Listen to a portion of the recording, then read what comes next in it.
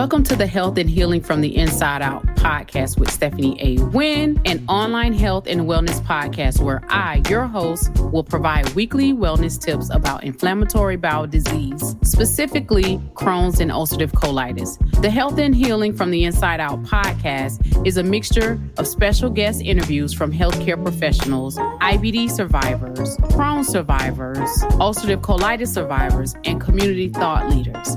Be sure to select the subscribe button and let's start the health and healing process from the inside out.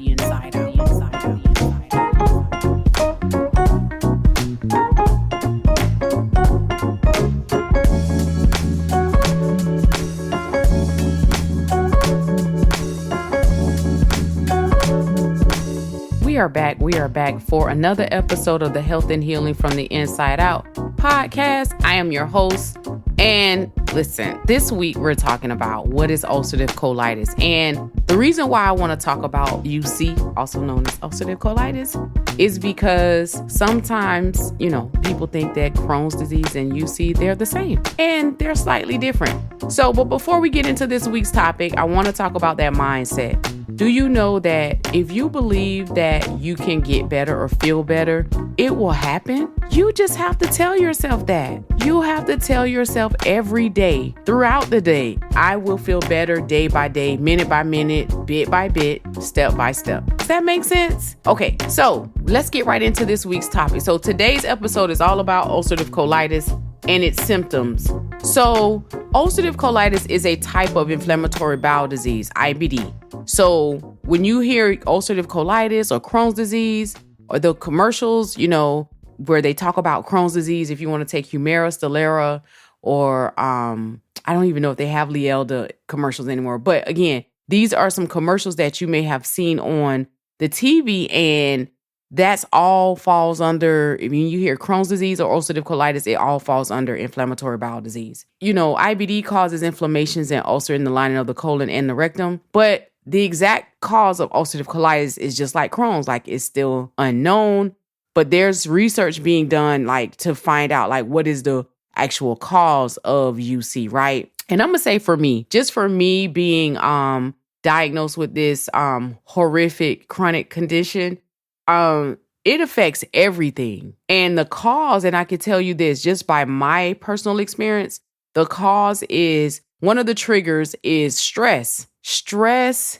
is the culprit to flare-ups. I don't care what nobody say. I don't care what the doctor say. If you are in stress causes inflammation. If you're stressed all the time, just think about what your your fight or flight responders are doing. They're always on fight mode. So think about that. You're always fighting against something that's not really there. And that, my friend, that's what causes autoimmune disease. Your body is fighting against something that is not there. There's nothing wrong. It's just continuing to pound, fight when there's nothing there. So remember that Crohn's disease is an autoimmune disease. Ulcerative colitis is an autoimmune disease, right? So again, the exact cause of ulcerative colitis is not known. However, it is believed to be a combination of genetic and environmental factors. So when I talk about stress, that's a part of environmental factors, right? What are you stressed about? What I was told when I was diagnosed with Crohn's disease, I have to eliminate nothing. I can't be stressed out at all. Even in my every monthly fight with the pharmaceutical company, even with my having to advocate for getting my treatment, my infusions every month, no stress. Some people are like, well, why are you're not so, I don't get upset about everything. In fact, I can't get upset about everything because this chronic illness feeds off of emotions. It feeds off of stress. So if nobody else have told you, when you have IBD, you can't have any stress. In fact, when you go through the journey that I've gone on, you tend to let a lot of stuff go that no longer serves a purpose. A lot of stuff, a lot of people, places, and things that no longer serves a purpose. So I'm just here to tell you, right? That's you gotta let that stress go. So stress is one of the environmental factors. And then you also have to think about what's in your home. Like, do you use microwaves? I don't use microwaves personally. I'm not a doctor. I don't have a license to tell you not to use a microwave, but I just don't use it because it's radiation in my house, right? We have enough of that with our cell phones. So I just eliminate the microwave. I haven't had a microwave since they diagnosed me 4 years ago. I don't use a microwave, but what I do have is a cast iron pan. Oh, cast iron pan to do your food will not, listen. I used to wonder why my grandmother and my mom back in the day, like in the 80s, they were always, and it probably was before I was born, they would always use cast iron pans and the food would be so good. So yeah, so think about your environment. Think about the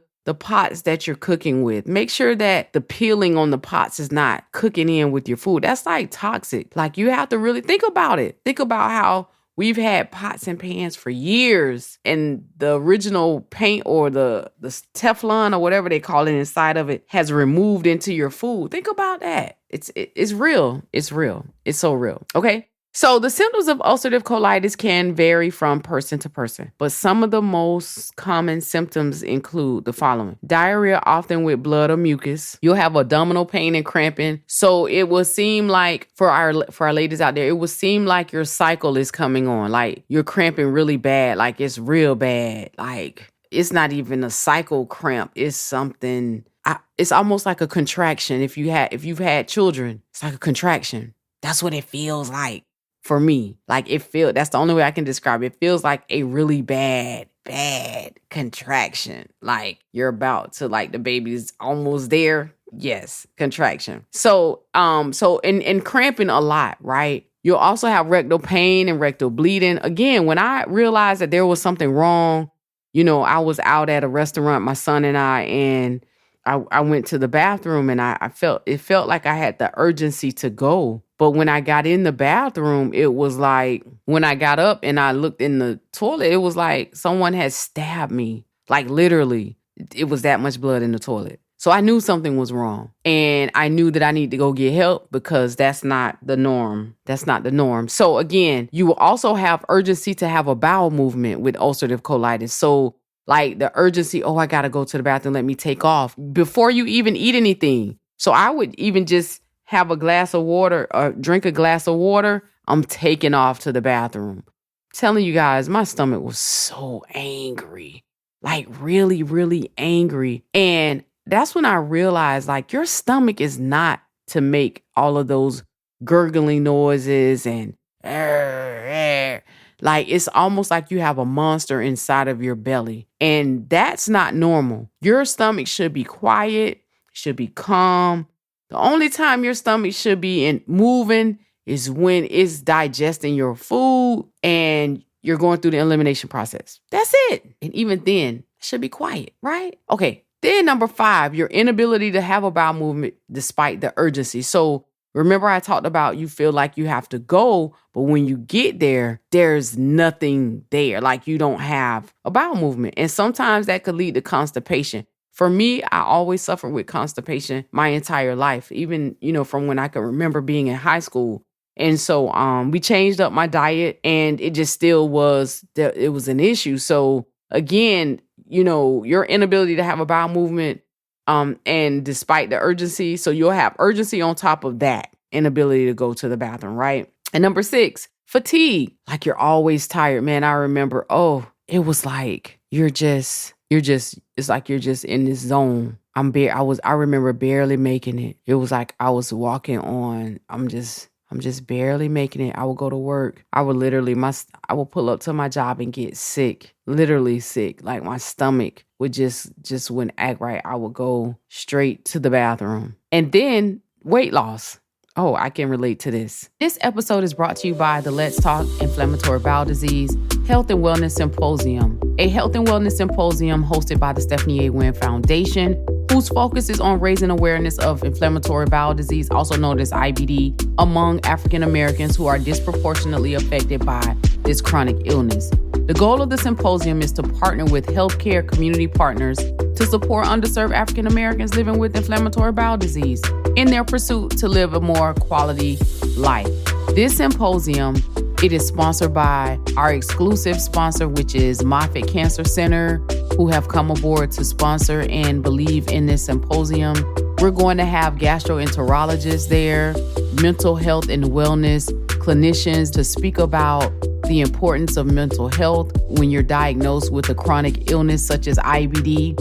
And in order for you to get on your journey of health and healing, we'll also have dietitians and nutritionists there to talk about your diet. Now, specifically for Crohn's and ulcerative colitis, it is definitely important. We'll have our exclusive community healthcare organizations, our financial exclusive well-being organization there, and we will also have a healthcare carrier there on site to sign you up for health insurance. Now, listen, this is not the normal symposium where you go and you hear a lot of people talk. We're actually getting things done on top of educating our community.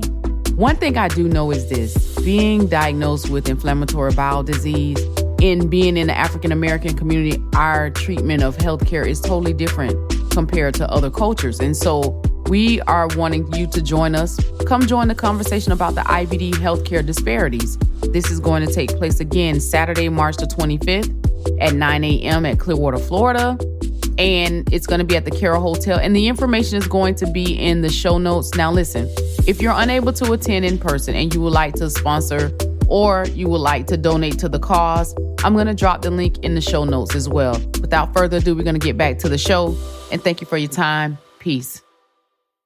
So I went from 180 pounds to 112. So I went from a size 14 to a size 0. And when I tell you, within less than 6 months, it was ugly. It was so ugly because what UC does and Crohn's disease, IBD does, it makes you not want to eat. You lose your appetite because you either have diarrhea, you constipated, or you got urgency to go. You're running back and forth to the bathroom. And do you know your digestive system? It's a major system in the body. It's almost like the motor in your car. Like if your motor isn't cleaned out, you get all the gook, and then other things start happening. It starts to break down. So your digestive system, do you know that this is how I knew there was something wrong? Because every time I would go to the bathroom, I would feel like I had to pass out. Literally, like one time I just laid in the bathroom because I was just too fatigued to get up and get to the bed. So I would create a pallet in the bathroom on the floor because listen, let me tell you something. This thing is real. When I tell you this is a mother. So ulcerative colitis can also cause complications such as inflammation of the skin, your joints, your eyes. So there's a diagnosis that's called iritis. And that's where your eyes, I remember my eyes, sometimes my eyes, they dry out and they're so irritated. And you have to be careful. You have to make sure you watch it. This thing it affects so much of your body, your joints. And remember, disease causes inflammation. So if you're stressed, that causes inflammation. That stress causes dis-ease. Dis-ease is disease. You understand what I'm saying? So it affects your skin. It affects your joints, your eyes. I remember my skin was so dark,